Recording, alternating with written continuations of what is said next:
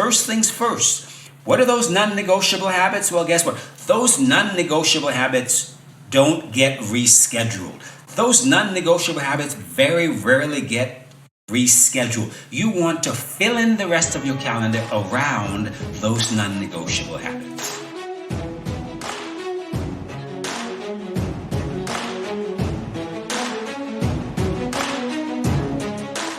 Hey there, I'm Dr. Del Millers, and this is Energize Your Life After 50.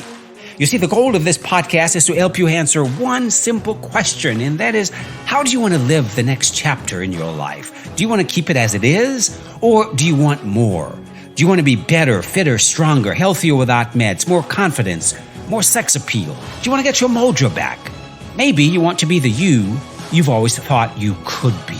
So each week we'll look at simple ways to intentionally create your next chapter, prioritizing your health, your physicality, your emotional and spiritual well-being, as well as looking and feeling your best. Are you up for the challenge? Then let's get moving.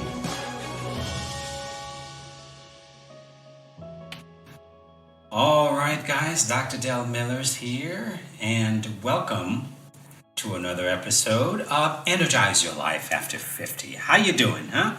Hope you're doing great out there. So here's what I want to talk to you about today. Today, let's talk about commitments. Let's talk about 7 ways to keep your commitments to yourself, right? You're not going to achieve your goals unless you're able to keep your commitments to yourself. And unfortunately, it is so much easier for us to break our commitments to ourselves than it is for us to break our commitments we make to others, isn't it? Do you find that to be the case? It is the case for most people. I find that, when people make commitments to, let's say, work colleagues, or they make commitments to their friends, they're more likely to follow through on those commitments than when they make commitments to themselves. So I guess it begs the question, why is that? Why do we have such a difficult time keeping commitments to ourselves, especially self-care commitments? And I think part of it is that we've been socialized. It's a cultural thing. We've been socialized to think that thinking about ourselves is selfish. Did you find that? Thinking about ourselves is selfish. You don't want to think too much about yourself. That's a cultural thing. We've been socialized since being kids to think that way. It's selfish to think too much about yourself. People who think too much about themselves are narcissists. Well, I beg to differ. There's a difference between being selfish and taking care of yourself. Right? Taking care of yourself is not a selfish act. It's an act of loving kindness. It's an act of loving kindness. It's one of the most selfless things that you can do, because when we take better care of ourselves, right, we show up a better person. We're a better father, a better mother, a better husband, a better coworker, a better friend, when we take better care of ourselves. So it's not a selfish thing to do. I show up with more. I am better when I take care of myself. So today let's talk about those 7 ways to keep our commitments to ourselves. But before we get started, I'd like to take this time to remind you of a few important resources that are available to you. Number 1, my free masterclass. The top 3 things you must do to lose weight and keep it off. Okay, if you're struggling with weight as an issue, then you must check out that masterclass. There's also my webinar, Get Your Sexy Back. If you're ready to truly transform your body and your life, then please sign up for the webinar. It's free. You also have access to a free health strategy call with me when you're ready to move forward in a powerful way. I also have a vault of coaching videos at my website, personalfitness.com. You can find all of that, sign up for all of that at my website, personalfitness.com. And lastly, please consider subscribing to this podcast. There is a link in the episode notes. And thank you. Thank you for being here. I really do appreciate you.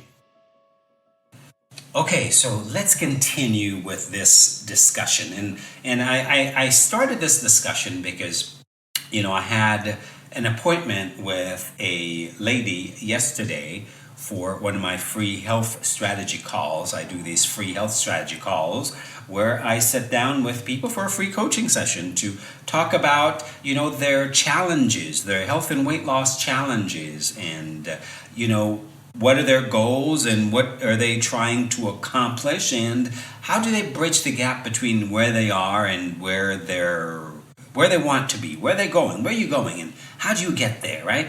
How do you get across that invisible bridge from where you are to where you're going? So the deal is, she didn't show up for her appointment yesterday, and I called her. She didn't pick up the phone. Then I texted her, and then she texted me back and said, "Oh my God, there was some excuse." So we rescheduled for today, actually. Again today, she was a no-show. And even though I don't have this very much, I don't have a lot of no-shows, because usually, people keep their scheduled time with me. But it prompted me to think about this thing of commitment, self-commitment. I was also on the phone with a coaching client this morning, and the same topic came up. Her keeping her commitment to herself. We made a commitment for her to do something, and it didn't get done. And there was a lot of excuses. And I brought her back to the bottom line. The bottom line is, it doesn't matter why it didn't get done. It just didn't get done. You committed to doing it, and it didn't get done. It doesn't matter what the circumstances are. There will always be circumstances. But the fact still remains, it didn't get done. So guess what? That's going to be the assignment for today. I assume it is still relevant to you. It is still important to you. If that is the case, then, it needs to be done. If you do an assessment and it's no longer relevant, if it's no longer important to you, then fine. Hey, we scrap it. If it's no longer important to you, if it's no longer important to you achieving your goals that we've discussed, then we scrap it. If it's no longer something that you feel that is important to you, that you have an emotional attachment to, then hey, go ahead and skip it, no problem. But if we're going to say that this is important and we're going to make a commitment to doing it, then hey, it needs to get done. I don't care what the excuses are. You need to take the responsibility and do what you say you're going to do. See, this is what I do with my clients. I don't give them an out because people always look for outs. There's always excuse, but it's still an excuse. I'm not going to give you an out. I'm going to hold you accountable to what you say you're going to do. So let's talk first about why we don't keep our commitments to ourselves. The first reason is, you're not the most important person in your life.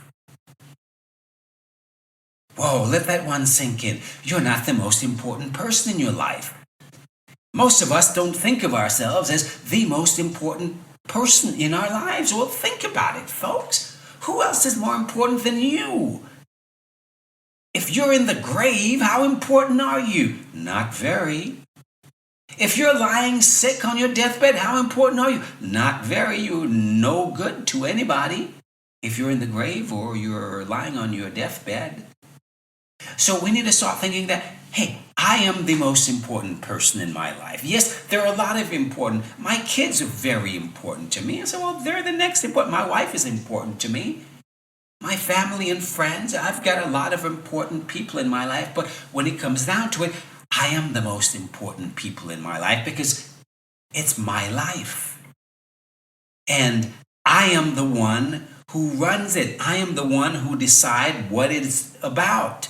And I am the one who is in the process of becoming whatever it is that I'm in the process of becoming. What are you in the process of becoming? Who are you in the process of becoming?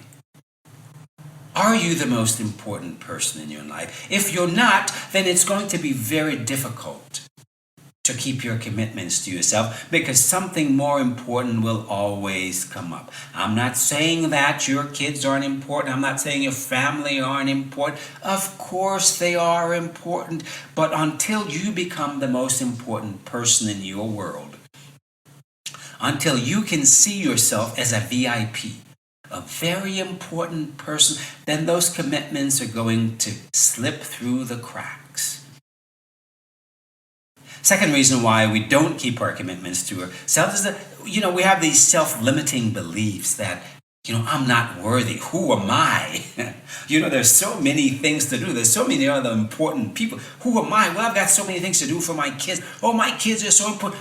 Who am I to be doing things for myself? I'm not worthy. I'm not, so we have all these self-limiting beliefs about ourselves. And until we work through those self-limiting beliefs and change them to becoming empowering beliefs, then we will always struggle with keeping our commitments to ourselves. Make sense? So, how do we go about the process of keeping those commitments to ourselves, especially around self-care? That's the one area that I find that we tend to not keep our commitments to ourselves, most likely. Well, here's the first thing. Here's where I would recommend that you start. Ask yourself, why is this important to me? Why is this important to me, and how is it going to change my life? Why is this important to me, and how is it going to change my life? I always like to start with why. Because knowing why is important. You see, motivation comes from having a deeply emotional reason why you want to do something. Not have to do it, but why you want to do it. Why is it important to you? You'll be motivated to do it if you answer that question, why is this important to me? How is this going to change my life? How is this taking me towards the goals I have set for myself in the future? How is this taking me towards living the life of that future self I have envisioned for myself a year, 5 years down the road? How is this taking me towards that future me? So why? Why is it important to you? If you can answer that, then you've solved half the puzzle. Because that will be your motivating factor. Why is this important to me? When you find that you start to not keep your commitments, then you can always go back and reevaluate. Well, is this still important to me? Is this still something that is still important to taking me towards that future self? Do I still have that deeply emotional connection to why I want to get this done? Why this is important? So that's the first step. Number one is, why is this important to you, and how is it going to change your life? Figure that out and you're halfway there. Number two, I want you to make your commitment what I call a non-negotiable habit. You have to make it a non-negotiable habit. What is a non-negotiable habit? Well, by definition, it's non-negotiable. When you make your self-care habits non-negotiable, then you're more likely to follow through on them, right? Because what are the things that you need to do? These are non-negotiable habits. What are the things that you need to do to feel your best, in order to seize the day, in order to have a great day, in order to be working towards, again, that future self? Here it keeps coming up. See, what I do with my clients, the first thing we don't talk about weight loss. We talk about, well, what is that future self that you're creating? And we start with that future self. And we start with, well, why is it important to you? Why is that important to you? Why is that life important to you? What is it gonna give you that you don't have now? Right? So there's always that future self that is always coming up. So we're always working towards becoming We're in the process of being. So when you're in the process of being, well, there's a deeply emotional connection to that process of being, to the work of moving towards that process of being. We're in the process of becoming a better self, creating our best selves. So if you have that in place, then guess what? It becomes important. An important part of creating that and stepping towards that future vision is, well, you've got to create non-negotiable habits. And what are those non-negotiable habits?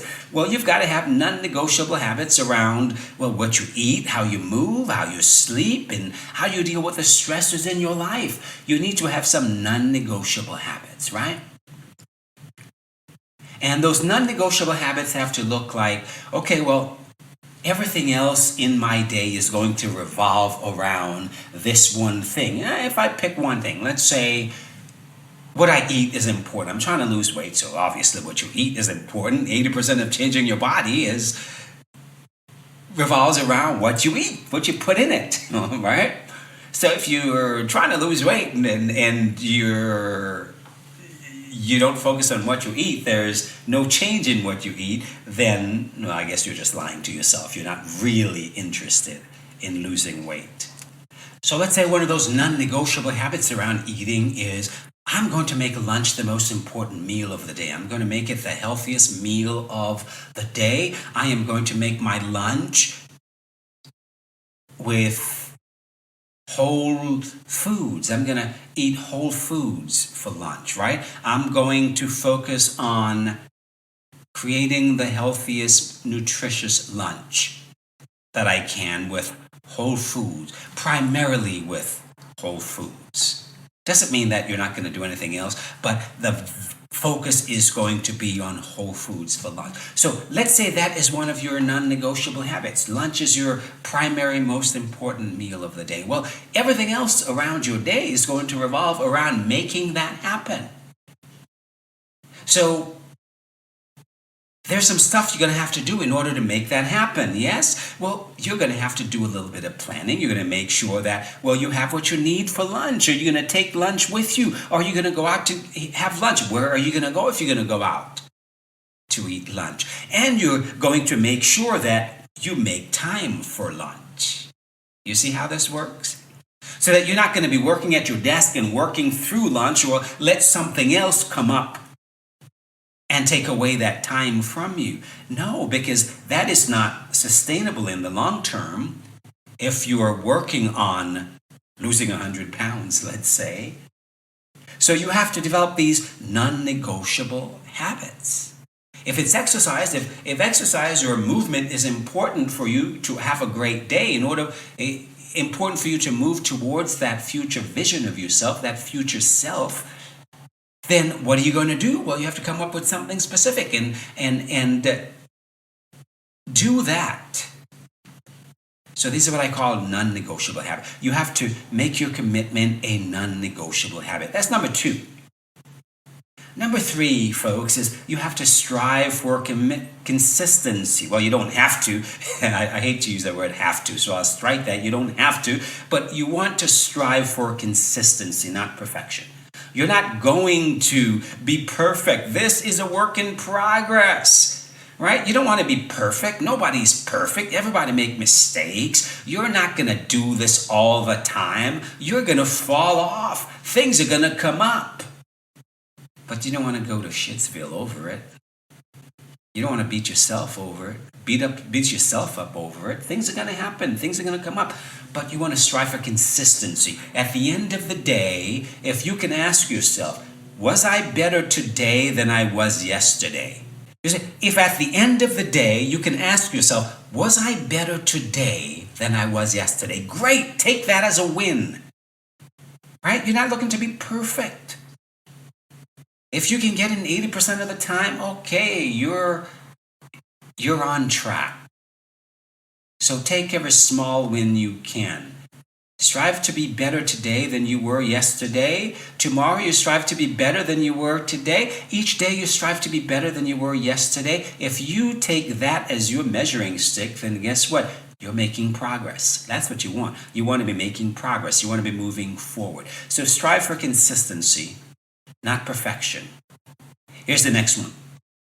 You have to make your commitment very specific. You have to be very specific. This is one of the reasons why people don't keep their commitments to themselves. It's not specific enough.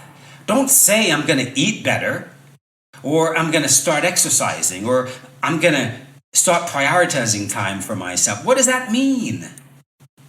What does it mean? It doesn't mean, it's too vague. What does it mean to eat better? Well, I have no idea. You know, why don't you make it one thing specific? I'm going to choose a salad instead of the side of fries. If something that specific. Okay? I'm going to work on one meal. I'm going to work on breakfast. I'm going to have breakfast every morning. I'm going to make breakfast the most important meal of the day. I'm going to make breakfast a healthy meal with whole foods. Make it very specific. Work on one thing and make it very specific. Don't make it vague, because if it's vague, then you have a problem really even figuring out what the heck it means. So be very specific. Here's the next thing. Learn to say no. Learn to say no. If you're overcommitted, something is going to fall through the cracks, and most likely it's your commitment to yourself. So learn to say no. Let your commitments to yourself be the most important things on your calendar. This is not selfish. Again, like I said, it's a loving act of kindness. So learn to say no. Learn to not overcommit to too many things, because when you do, you are more likely to scratch your commitment to yourself. Number 6, always schedule it. If you make a commitment to yourself, you got to schedule it. If you say that I'm going to exercise today, exercise is one of my non-negotiable habits. Okay, well, what does that mean? I'm going to exercise today. Well, what does that look like? What are you going to exercise? What are you going to do? When are you going to do it? Are you going to exercise first thing in the morning when you get up? Well, put the shoes out and make sure it gets done. Are you going to go to the gym? Well, okay, well, you got to know that. Are you going to do it after work? When after work? Immediately after work? Are you going to bring your stuff with you and go to the gym after work? Or are you going to go for a walk, run, jog? Bike ride? What are you going to do? Be very specific. When you're very specific, when you know exactly what you're going to do, then that makes all the difference in the world. And schedule it.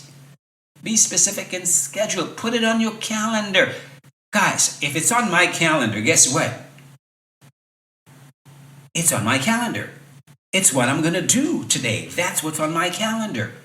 So if it's on my calendar, then something doesn't bump that from my calendar unless it's tremendously important. And guess what? It won't bump it from the calendar. I will just reschedule. Sometimes you have to be flexible and reschedule. You have to be flexible.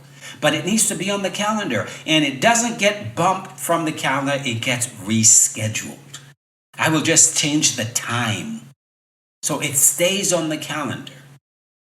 And it's very rare, if I schedule something on the calendar, it's very rare that I reschedule it. Usually, I let other things revolve around what's already on the calendar. Okay? Because it's important. It's there for a reason. So get in the habit of letting other things fill in other spaces in your calendar, and keep your commitments to the most important things. First things first. What are those non-negotiable habits? Well, guess what? Those non-negotiable habits don't get rescheduled. Those non-negotiable habits very rarely get rescheduled. You want to fill in the rest of your calendar around those non-negotiable habits. That's why it's important to put it on the calendar, folks. Okay, schedule it. Here's the final thing. The final thing is you've got to start small. Start small. It is much easier to keep your commitment to yourself if it's a small thing. Start with a small thing. Start with one thing. Don't tell yourself that you're going to eat better. You're going to change up what you eat. And you go on this kick to change up everything you eat for 2 weeks, and then boom, you're right back where you started. Why? You bit off too much too soon. You're trying to do too much. Focus on one thing. Instead of one meal, how about one thing at that meal? All right? Why don't you just change one part of that meal if that's easy for you? Right? I'm going to add a salad to one of my meal. Which meal? Lunch. I'm going to add a salad to lunch or dinner. That's starting somewhere with one small thing. You can do that. I'm going to eat all healthy foods from now on. Well, you're setting yourself up to fail. That's why meal plans don't work, because you set yourself up to fail. You're trying to do too much, too soon. So start small. Make it one small thing. Make only one commitment at a time. Don't start with 7 commitments. Don't start with your whole lifestyle commitment. Start by making one commitment and then work on that one commitment until it becomes a habit. Then you add something else, okay? All right, my friends, I hope this has been helpful. The 7 ways to keep your commitments to yourself. Let me review. Start with why. Why is this important to me? Number 2, make your commitment a non-negotiable habit. Number 3, strive for consistency, not perfection. Number 4, make it specific. Number 5, learn to say no. Number 6, schedule it. And number 7, start small. All right, well, choose one of these and go practice it. You don't have to do all at the same time. Just choose one and go practice it and see how it works out for you, okay? All right, I'm Dr. Del Millers, and that's all I've got for you today. And as usual, may the best of your todays be the worst of your tomorrows. Don't forget, please subscribe to the podcast, share it with a friend, leave me a review, and most importantly, a rating, because that's how people find podcasts. They come up in searches based on, who's got the highest rating. So leave me a review and a rating. I certainly would appreciate it. Let me know that you are listening, and share this, because again, what does it mean to energize your life? How do you want to live? Do you want to have a great day? Do you want to have an energized life? Okay, how do you want to live the rest of your life? That's what we're focused on here. The simple habits that we need to develop in order to live our best lives, in order to be our best self, in order to create that future self that I hope you have mapped out. You have mapped out, and you know what it is you're working towards. If you don't, then you've got some work to do, because you're just kind of like walking in darkness, aren't you? In order to work in the light, you need to know where you're going. So again, leave me a review and a rating, and please subscribe to the podcast, and I will see you next time. Take care now.